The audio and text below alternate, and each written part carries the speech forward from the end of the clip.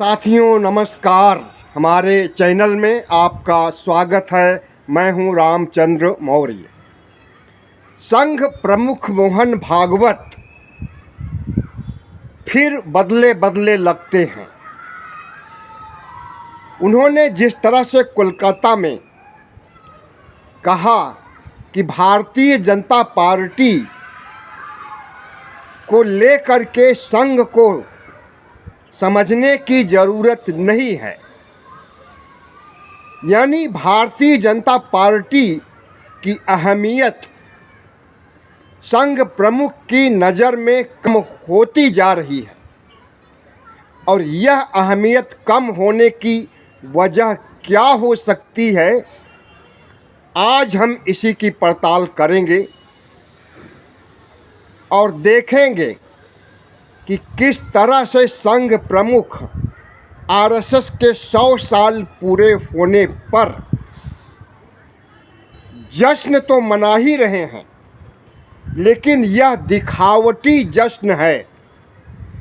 अंदर से टूटे हुए हैं, अंदर से हताश हैं, अंदर से परेशान हैं, और वह इन सब के लिए भारतीय जनता पार्टी और उसके उच्च दो नेता मोदी और शाह को जिम्मेदार मानते हैं। संघ प्रमुख मोहन भागवत जो कुछ कहते हैं उसका उल्टा अर्थ लगाया जाना चाहिए। अगर संघ प्रमुख कहें कि हमें पूरब दिशा की ओर जाना है, तो समझ लीजिए कि पश्चिम दिशा में जाने वाले हैं, या उत्तर दिशा की ओर, दक्षिण दिशा की ओर, लेकिन पूरब में बिल्कुल नहीं जाएंगे। यह फितरत है आरएसएस की, आज की फितरत नहीं है। जब से संघ बना है तब से उसकी फितरत है। आरएसएस प्रमुख की सबसे बड़ी शिकायत नरेंद्र मोदी और शाह से यह है कि आरएसएस के 100 साल पूरे हुए, लेकिन मोदी और शाह ने संघ को हिंदू राष्ट्र का उपहार नहीं दिया और निकट भविष्य में देने की भी कोई संभावना नहीं है। इसलिए संघ प्रमुख कह रहे हैं कि हिंदू राष्ट्र तो भारत पहले से था, आज भी है और आगे भी रहेगा। हिंदू राष्ट्र होने के लिए किसी किताब में लिखने की ज़रूरत नहीं है। उनका सीधा सा अर्थ है कि संविधान भले धर्मनिरपेक्ष है, भले वह सभी धर्मों को एक समान मानता है, भले वह सामाजिक न्याय को मानता है, समाजवाद को मानता है, लेकिन भारत हिंदू राष्ट्र है। इसे संविधान में लिखे जाने की ज़रूरत नहीं है। हम आपसे और देश से पूछ रहे हैं कि क्या संघ प्रमुख संविधान के खिलाफ बयान नहीं दे रहे हैं? और अगर संविधान के खिलाफ बयान दे रहे हैं तो क्या संघ प्रमुख राष्ट्र से ऊपर हो गए, या राष्ट्र के तमाम नागरिकों 140-142 करोड़ नागरिकों में अगर कोई संविधान की अवहेलना, संविधान विरोधी काम करे, देशद्रोह का काम करे, तो उस पर तुरंत मुकदमा दर्ज हो जाता है यूएपीए का, या देशद्रोह का मुकदमा दर्ज हो जाता है। लेकिन संघ प्रमुख खुलेआम मंच पर संविधान को ललकार रहे हैं और संविधान के खिलाफ बात कर रहे हैं, और उनके ऊपर मुकदमा नहीं, कोई गिरफ्तारी नहीं, कोई अदालत नहीं, क्या संघ प्रमुख राष्ट्र से ऊपर हैं? संघ प्रमुख ने जिस तरह से कहा कोलकाता में कि भारत को आज़ादी दिलाने के लिए चरखा चलाना जरूरी नहीं था, राष्ट्र को आगे बढ़ाने के लिए चरखा चलाना जरूरी नहीं था, जाहिर है कि उन्होंने महात्मा गांधी पर करारा व्यंग किया है। आरएसएस ने सबसे पहले उनकी जान ले लिया गोली मार करके, गांधी को निपटा दिया 3 गोलियों से गोडसे ने, और अब गांधीवाद को निपटाने के लिए, गांधीवादी विचारधारा को ख़त्म करने के लिए संघ प्रमुख और नरेंद्र मोदी क्या एक साथ काम कर रहे हैं? नरेंद्र मोदी उन्हें सरकारी योजनाओं परियोजनाओं से वह महत्वाकांक्षी योजनाएं जो गरीबों के लिए थी, मनरेगा, उसका नाम बदल करके राम के नाम पर VBG राम जी कर दिए।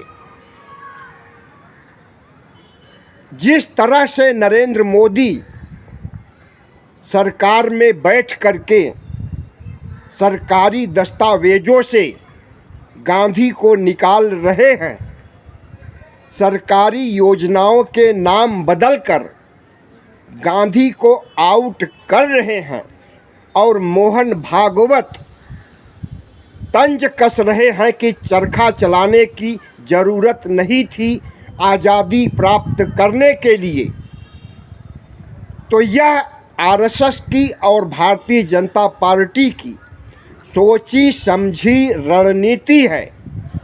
काम बांट दिया गया है कि तुम गांधीवाद पर प्रहार करो और हम गांधी से जुड़ी योजनाओं परियोजनाओं दस्तावेजों को निकाल बाहर करते हैं सरकारी सिस्टम से। भारत के उन धर्मनिरपेक्ष गांधीवादी विचारधाराओं को मानने वाले लोगों को अब सामने आना होगा। गांधीवाद से जुड़े बुद्धिजीवियों को जो धर्मनिरपेक्षता में विश्वास करते हैं, जिनकी संख्या कट्टरपंथियों से कई गुना ज़्यादा है, खास करके ओबीसी SC ST, जिनके अंदर अम्बेडकरवाद और बुद्धिज्म उनके खून में दौड़ रहा है, उन्हें सामने आना होगा। अब वह वक्त आ गया है कि देश को बचाने के लिए, गांधीवाद को बचाने के लिए, भारत को हिंदू राष्ट्र बनाने से रोकने के लिए ओबीसी SC ST के बुद्धिजीवियों को, लड़ाकू योद्धाओं को, जेन जी को और पूरी कम्युनिटी को, बच्चे से लेकर बूढ़े तक, अगर इस समय आंखें नहीं खोलेंगे तो निश्चित रूप से भारतीय जनता पार्टी और आरएसएस उन्हें 2000 साल पहले मनुस्मृति युग में पहुंचा देने वाली है, और उस मनुस्मृति युग की आहट आ रही है नरेंद्र मोदी के कर्तृत्व से, मोहन भागवत के मनसा वाचा कर्मणा से, हर तरह से शंकराचार्य लोग जिस तरह से हिंदू राष्ट्र बनाने के लिए डिमांड कर रहे हैं, पदयात्राएं कर रहे हैं, साधु संत मंडली कथावाचक जिस तरह से हिंदू राष्ट्र के लिए पदयात्राएं कर रहे हैं, और हिंदू युवा वाहिनी सहित तमाम हिंदू संगठन अगर हिंदू राष्ट्र बनाने की कस्में खा रहे हैं और आरएसएस उस दिशा में जा रहा है, राष्ट्रपिता पर प्रहार हो रहा है, संविधान पर प्रहार हो रहा है। याद कीजिए, संविधान पर प्रहार अभी से नहीं, लोकसभा चुनाव 2024 से हो रहा है, जब आरएसएस के लोगों ने जो भारतीय जनता पार्टी में घुसपैठ बनाए हुए हैं, इन्होंने कहा कि हमें 400 पार सीटें दीजिए या 370 पार सीटें दीजिए, हम संविधान को ख़त्म कर देंगे। हिंदू राष्ट्र बनाने की बात तो नहीं कही, लेकिन संविधान ख़त्म होने का मतलब मनुस्मृति स्थापित करना संविधान की जगह, और मनुस्मृति स्थापित होने का मतलब कि भारत हिंदू राष्ट्र बन गया। आरएसएस प्रमुख जब कह रहे हैं कि किसी किताब में लिखने की ज़रूरत नहीं है, भारत तो हिंदू राष्ट्र है ही, तो ओबीसी, एससी, एसटी को, अल्पसंख्यकों को समझ लेना चाहिए कि बाबा साहब डॉक्टर भीमराव अंबेडकर को याद करते हुए कि किस तरह से उन्होंने हिंदू राज्य या हिंदू राष्ट्र का विरोध करते हुए कहा था कि हिंदू राज्य या हिंदू राष्ट्र ओबीसी, एससी, एसटी यानी बहुजनों के लिए, अल्पसंख्यकों के लिए एक बहुत बड़ी आपदा होगी। तो समझ लीजिए, आपकी उस आपदा की शुरुआत हो गई है, और अगर अब भी आंखें नहीं खोलोगे तो आरएसएस, जिसकी शाखाएं सिर्फ भारत में ही नहीं, सिर्फ 45 संगठन उसके नहीं हैं, हाल ही में पता चला है कि उसकी हजारों संस्थाएं हैं, और वह संस्थाएं पूरी दुनिया को कैप्चर करने में लगी हैं। लेकिन दुनिया को कैप्चर करने से पहले वह भारत के ओबीसी, एससी, एसटी पर को अपने वर्चस्व या अपने नियंत्रण में लाना चाहते हैं, संविधान को हटाना चाहते हैं, हिंदू राष्ट्र बनाना चाहते हैं। फिर भारत की तर्ज पर भारत के आसपास के देशों को हिंदू राष्ट्र में तब्दील किया जाएगा, वो चाहे नेपाल हो, वो चाहे बांग्लादेश हो, पाकिस्तान हो, अफ़गानिस्तान हो। तालिबान से भी इनका समझौता हो गया है। जिस तालिबान को कोई पूछता नहीं, उसकी आपराधिक घटनाओं के संदर्भ में तालिबान पूरी दुनिया में कुख्यात हो गया है, और उस तालिबान का प्रमुख अगर भारत में आकर के भारत सरकार से तमाम समझौते कर रहा है, तो समझ लीजिए कि भारत किस तरफ जा रहा है। एक और तालिबान तो जो पाकिस्तान से अलग, अफ़गानिस्तान से अलग है, आरएसएस उससे बड़ा तालिबान पूरे भारत को बनाना चाहता है, अराजकता फैला करके, संविधान को ख़त्म करके। और संविधान को ख़त्म करने से पहले जो फार्मूला अपनाया गया है प्रजातंत्र को ख़त्म करने के लिए, और प्रजातंत्र को ख़त्म करने के लिए वोट के अधिकार को इस तरह से वोट चोरी में तब्दील कर दिया है, जिसका खुलासा भी राहुल गांधी ने किया है। अब आप किसी भी पार्टी को वोट दीजिए, आपका वोट भारतीय जनता पार्टी को ही जाएगा। और सबसे बड़ी बात, अगर आप भारतीय जनता पार्टी को वोट देने वाले नहीं हैं, तो इसकी भनक उन्हें लग जाती है पहले ही, और आपका नाम ही वोटर लिस्ट से ख़त्म। इसीलिए SIR किया गया, और इस SIR के जरिए बिहार में जितनी बड़ी धांधली की गई, उसके पहले हरियाणा में, महाराष्ट्र में, वह सब उदाहरण हैं।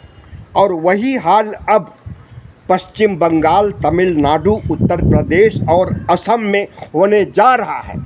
विपक्ष को एक भी सीट नहीं मिलेगी किसी भी राज्य में, और उसके बाद इन सब राज्यों को, हर राज्यों पर कब्जा कर लेने के बाद भारत के हर राज्यों को डबल इंजन का राज्य बनाने के बाद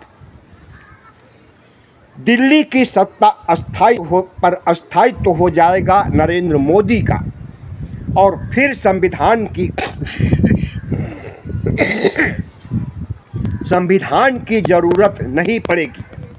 राजतंत्र स्थापित हो जाएगा और राजतंत्र में कोई चुनाव नहीं होता, राजतंत्र में कोई चुनाव आयोग नहीं होता, राजतंत्र में कोई न्यायालय, लोकसभा, राज्यसभा, सुप्रीम कोर्ट नहीं होता। सब कुछ राजा के हाथ में केंद्रित होता है। तो उसी राजतंत्र की तरफ हम आगे बढ़ रहे हैं। RSS और भारतीय जनता पार्टी की जो गतिविधियां हैं, उससे यही लगता है कि हम राजतंत्र की तरफ आगे बढ़ रहे हैं। और इसका संकेत हमें उसी दिन मिल गया था जब नए संसद भवन में सिंगोल स्थापित किया गया, और वह सिंगोल राजतंत्र का प्रतीक है। सिंगोल को तमिलनाडु से मंगाया जाता है। प्रधानमंत्री नरेंद्र मोदी उसे ले करके हाथ में पूरी संसद भवन का चक्कर लगाते हैं, फिर उसे एक जगह स्थापित कर दिया जाता है नए संसद भवन में, और नरेंद्र मोदी उसके सामने साष्टांग पड़ जाते हैं। तो उस राजतंत्र के प्रतीक से उसी समय पता चल गया था, समझने वाले समझ गए, जो ना समझे वो अनाड़ी है। लेकिन अब जब RSS दहाड़ रहा है कि संविधान में हिंदू राष्ट्र लिखने की ज़रूरत नहीं है, भारत तो हिंदू राष्ट्र था, है और रहेगा, तो समझ लीजिए कि संविधान की अवहेलना तो हो ही रही है। संविधान को जर्जर किया जा चुका है, खोखला किया जा चुका है, जीर्णकाय हो चुका है, मनुवाद उसके ऊपर हावी हो गया है। और अगर OBC, SC, ST के लोगों की आंखें नहीं खुलेगी तो निकट भविष्य में जो संविधान संसद भवन के अशोका हॉल में रखा हुआ है, वह वहाँ नहीं होगा, बल्कि डस्टबिन में देखा जाएगा। तो हिंदू राष्ट्र आहट दे रहा है, संघ प्रमुख दहाड़ रहे हैं। नरेंद्र मोदी महात्मा गांधी से शुरुआत कर चुके हैं। सबसे पहले राष्ट्रपिता पर प्रहार करेंगे, उसके बाद गांधीवाद को मिटाएंगे, गांधीवादी विचारधारा को समाप्त करेंगे, उसके बाद लोकतंत्र के चारों स्तंभों को एक एक करके जर्जर करना शुरू करेंगे, या यूं कहिए शुरू तो कर ही चुके हैं बहुत पहले से। लोकतंत्र का जो चौथा स्तंभ मीडिया है, वह पूरी तरह से गोदी मीडिया या मोदी मीडिया बन चुका है। आपने देखा कि किस तरह से अयोध्या में राम मंदिर का फैसला आता है, जिस पर सरकार की छाया देखी जाती है, और सुप्रीम कोर्ट का चीफ जस्टिस कहता है, खुल्लम खुल्ला दहाड़ करके डंके की चोट पर कहता है कि हम तो राम के कहने से, ईश्वर के कहने से फैसला सुनाएंगे, जो हमें ईश्वर अनुमति देगा, बोलेगा, वही फैसला सुनाएंगे। तो संविधान को हटाने के पहले इन्होंने न्यायपालिका को कैप्चर कर लिया है, और अब न्यायपालिका या प्रजातंत्र पर संविधान का राज नहीं बल्कि आरएसएस का राज स्थापित हो गया है लोकतंत्र के चारों स्तंभों पर। मोदी मीडिया बन गया है। सुप्रीम कोर्ट के जज राम के कहने के आधार पर फैसला सुनाएंगे और सुप्रीम कोर्ट के अलावा हाई कोर्ट के जज पकड़े जाएंगे। घूसखोरी में बोरियां प्राप्त होंगी जली हुई उनके घर से, एक नहीं आधा दर्जन से अधिक बोरियां 500 की गड्डी की। तो क्या आप समझ रहे हैं कि न्यायालय स्वतंत्र है? न्यायालय में भ्रष्टाचार नहीं है। जब भ्रष्टाचार पकड़ा गया उसके बाद आज तक उस जज के ऊपर कोई कार्रवाई नहीं हुई। तो इसका सीधा सा अर्थ है कि आरएसएस की छत्र छाया में न्यायालय पल रहा है और जिस ढंग से काम कर रहा है, आए दिन जज रिटायर्ड होते हैं या स्वतः रिटायरमेंट लेते हैं और आरएसएस ज्वाइन कर लेते हैं। तो इसका सीधा सा अर्थ है कि लोकतंत्र को कैप्चर कर लिया गया है। व्यवस्थापिका, कार्यपालिका, न्यायपालिका, गोदी मीडिया सब कुछ सरकार और आरएसएस के तंत्र में फंस चुका है। अब एक सूरत पर इसे बचाया जा सकता है कि राष्ट्रीय स्तर पर जन आंदोलन हो। किसानों से ज़्यादा बड़ा आंदोलन करने की ज़रूरत है और अगर ज़रूरत पड़े तो जेएनजी करके भी लोकतंत्र और संविधान को बचाया जा सकता है।